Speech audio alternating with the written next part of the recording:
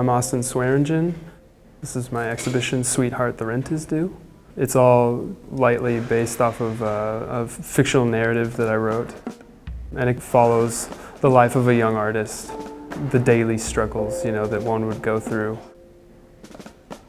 My objects, they have this crudeness to them in the way that like a memory has a crudeness or like confused state of being.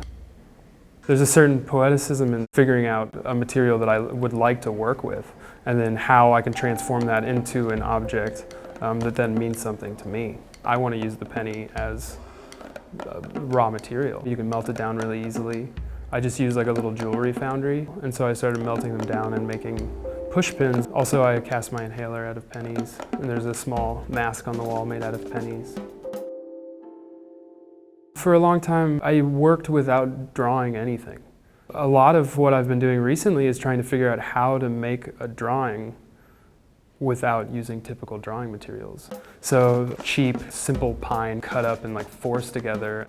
It was just a way of drawing in space for me. With one of the pieces in the show, it's being held up by just like little brass plants that I made. And it really has this like kind of weightlessness to it, and I really wanted to capture that.